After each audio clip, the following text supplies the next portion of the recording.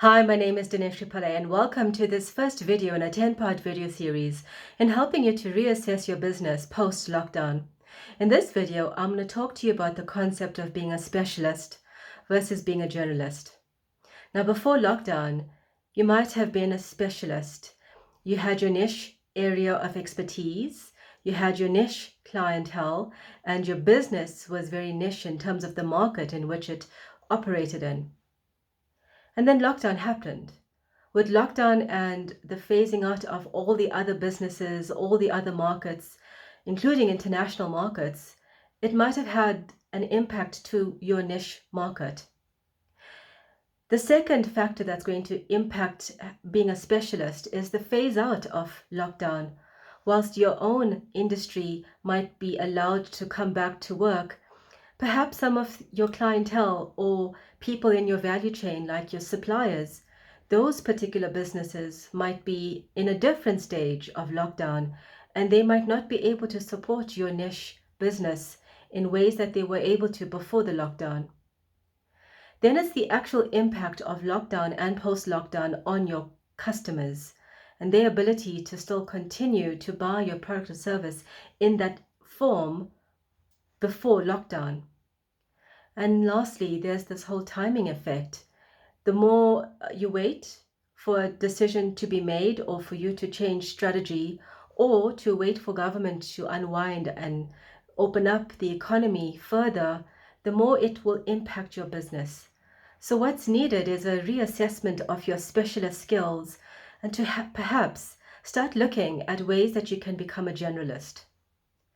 Here are some of the considerations. There's 4 of them, with a bit of a summary at the end in terms of what you can consider to delayering your specialist skills and becoming a little bit more generalist. Question number 1, ask yourself, in what ways can you expand your service to your existing customers or to new customers with your existing skills, your qualifications, and your experience?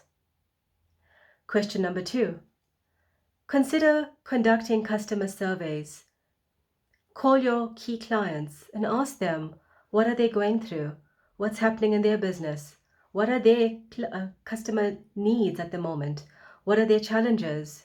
And perhaps you could address some of those challenges and adjust your services or your product to match the challenge that your existing customers are facing.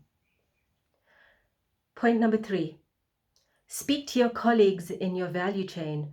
These include your suppliers, your key alliance partners, any other businesses that's complementary to yours that feed into your business. And have a chat with those business owners. Ask them what's happening in their own businesses. How has lockdown impacted them?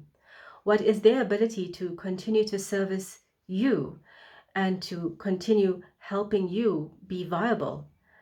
And then perhaps look at ways that you could work together through partnerships, through referrals, and see again how you could tailor your product or service based on the insight that comes from these conversations.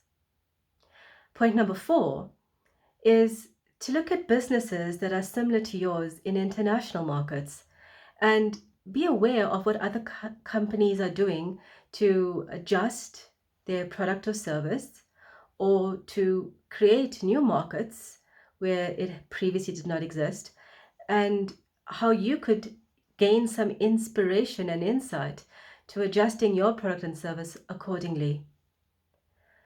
In summary, a specialist type position post-lockdown is something for you to consider as to its viability.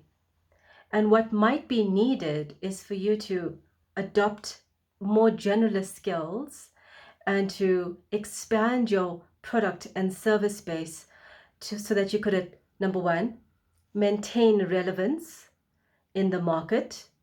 Number 2 is to offer new products and services, either by creating new products or services or tailoring your existing product or service to the existing need that's in the market.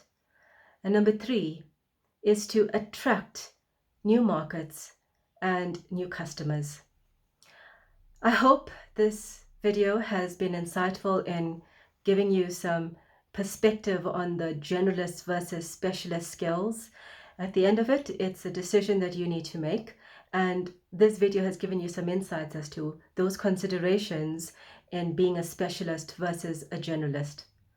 I'll see you in the second video of this 10-part video series in helping you reassess you and your business. See you then.